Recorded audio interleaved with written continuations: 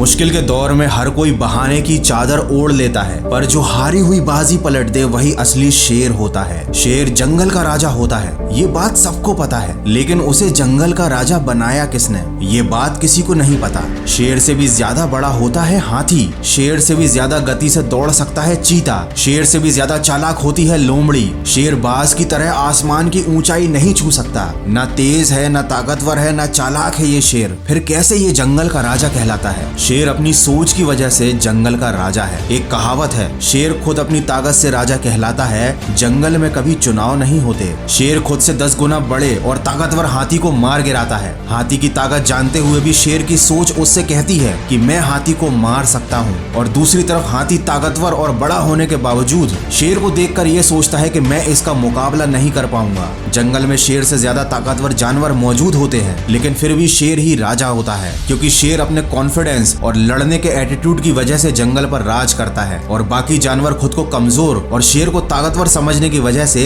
शेर से नहीं जीत पाते। याद रखना, अगर आप में काम को लेकर ऐसा एटीट्यूड और कॉन्फिडेंस है कि मैं इस काम को कर ही लूंगा, तो आपको दुनिया की कोई भी ताकत जीतने से नहीं रोक सकती। अगर शेर की तरह जीना है तो सबसे पहले उसकी तरह निडर बनना सीखो। याद रखना, बलि हमेशा बकरे की दी जाती है, शेर की नहीं। वो जंगल का राजा इसलिए है क्योंकि वह मानता है, उसके मानने के कारण ही वो जंगल का राजा बना हुआ है। वो अंदर से इस बात को महसूस करता है, जिस दिन वह खुद को राजा मानना बंद कर देगा, उस दिन वो जंगल का राजा नहीं रहेगा। हमारे जीवन में भी सुबह उठने से लेकर रात को सोने तक पूरे दिन हमारा खुद पर यकीन ही हमारे दिन को संचालित करता है। हम परिस्थितियों के सामने हार ना मानकर उनसे लड़ते हैं, या उनके खिलाफ हार मानकर चुपचाप समर्पण कर देते हैं। ये इस बात पर निर्भर करता है कि हम खुद पर कितना यकीन करते हैं। जिन लोगों को अपने आप पर अटूट विश्वास होता है, वो विपरीत परिस्थितियों में 2-4 कदम पीछे जाने से नहीं हिचकते। वे कदम पीछे हटाने में जरा भी नहीं घबराते, क्योंकि वो जानते हैं कि परिस्थितियों के अनुकूल होते ही वो बहुत तेजी से आगे बढ़ेंगे।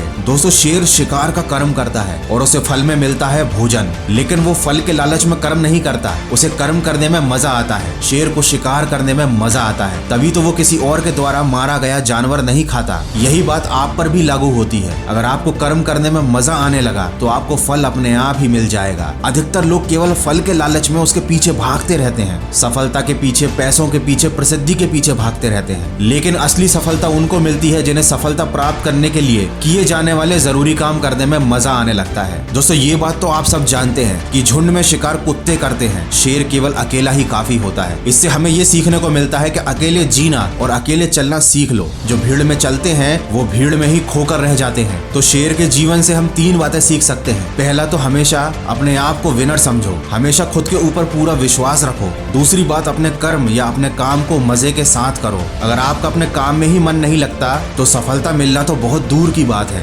गीता में भी कहा गया है, कर्म करो, फल की आशा मत रखो। और तीसरी बात, अपनी सफलता की राह पर अकेले चलना सीख लो, किसी के सहारे की उम्मीद मत करो। किसी ने क्या खूब कहा है, जीता तो सिर्फ शेर है, बाकी सब मिट्टी के ढेर है। नहीं हुई अभी देर है, तू भी अंदर से एक शेर है। आशा करता हूँ इस वीडियो से आपको कुछ सीखने को जरूर मिला होगा। अगर ऐसा है तो इसको शेयर जरूर करना और सकारात्मक सोच के साथ अपने लक्ष्य की तरफ बढ़ते रहना। मैं मिलूंगा आपसे अगले वीडियो में, जो आपके जीवन में सकारात्मक ऊर्जा को भर दे और आपको दिखाए एक सही दिशा। सुनते रहिए मन की आवाज।